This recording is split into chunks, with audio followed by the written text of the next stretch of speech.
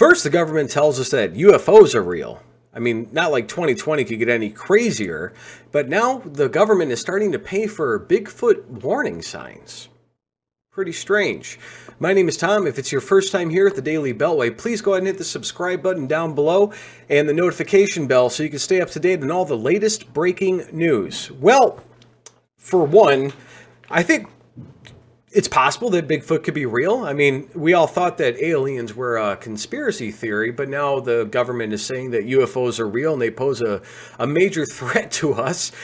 So why not go with a couple hundred years of Native American tradition and sightings and thousands of years of documented sightings when it comes to, Aborigines and different cultures, especially in like the Himalayas and China and all sorts of other places around the world have always said that, Bigfoot or a larger primate species exists, so why the hell not? I mean, it's 2022. How much crazier can the world get? We are reporting today from Red State News. It says, oh noes, now Bigfoot warning signs are popping up in wilderness areas. I mean, if the government's spending some money on it, then why not let it be real, huh? Let's dig into this and kind of see what's going on here. It says, given all the real craziness going on around us, why not Bigfoot warning signs popping up in Pennsylvania wooded areas? Hell, it's not like crazier things don't happen in the Planet Looney Tunes world of politics on a regular basis on both sides of the aisle. Buckle up, kids. Here we go. I agree with that author's sentiments on that. Who wrote this? Mike Miller. God bless you, buddy. I mean, if you guys are following politics, I mean, it's literally, you don't know what's going to happen. It could be somebody putting out a crazy tweet.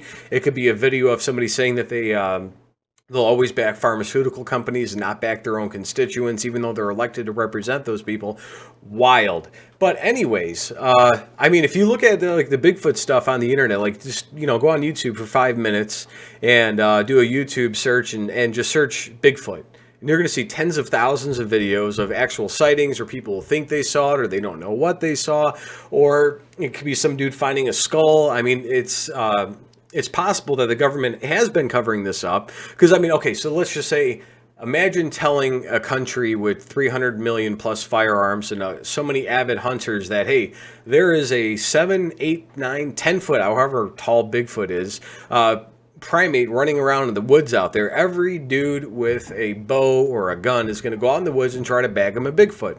So it's possible that they've kept this under wraps because it is a beyond rare, rare primate species, and they want to protect the species. I mean, who knows? I'm going off into whatever hyperboles or, what if scenarios, but it's possible that it could happen.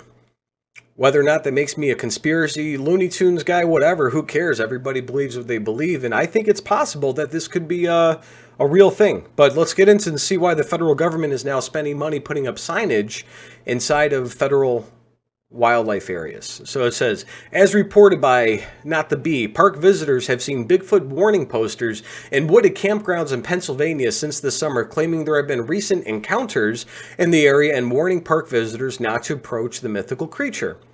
The posters advise parkgoers to show etiquette and to be cautious. There have been sufficient numbers of posters and social media posts to lead the Pennsylvania Department of Conservation and Natural Resources to respond. Maybe it wasn't the federal government, but it's a state government. That's still pretty big steps. It says the posters, anyways, we just went through that. It's Trump's fault, however that came out. Oh, it's Bigfoot Gate. Got it. So let's go back into that. It says the posters advise parkgoers to show etiquette and to be cautious. There have been sufficient numbers of posters and social media posts to lead the Pennsylvania Department of Conservation and Natural Resources to respond, hence Bigfoot Gate. Okay, but I don't know where they went into saying it was Trump's fault because he has nothing to do with Bigfoot.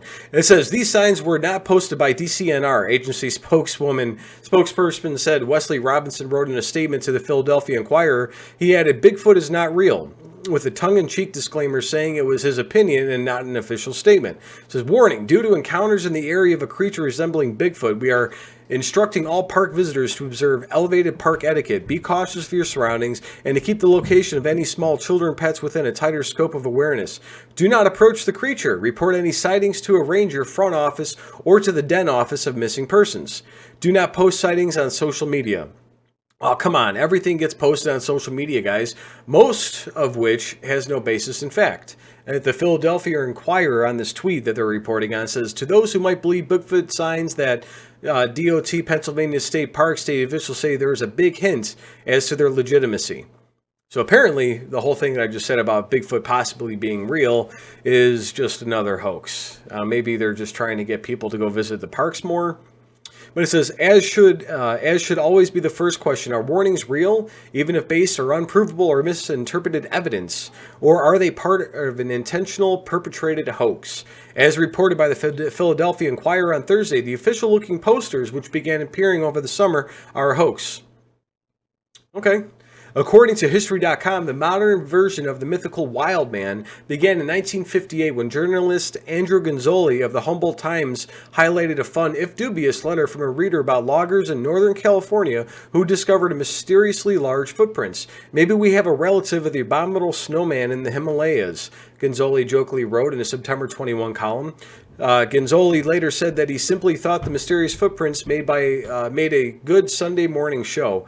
But to Gonzoli's surprise, the column fascinated his readers. In response, Gonzoli and his fellow Humboldt Times journalists, Betty Allen, published follow-up articles about the footprints, reporting the name loggers had already given the so-called creature who left the huge tracks, Bigfoot, and thus a legend was born. Back in the proverbial day, Oklahoma lawmakers even proposed a Bigfoot hunting season with cash prizes. They didn't want the creatures to be killed, but they did want evidence that Bigfoot did indeed exist. Once Bigfoot's story went public, as History.com noted, it became a character in men's adventure magazines and cheap trade paperback novels.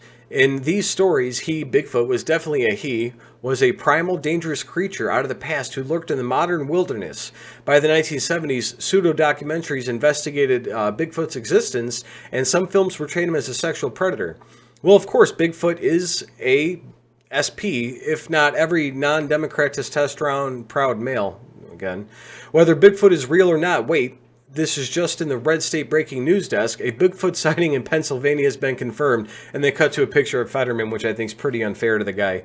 But to get into it, though, History Channel has done a lot of documentaries. A lot of people have done a lot of things. Let me know your thoughts in the comments below. Is Bigfoot real? Am I crazy?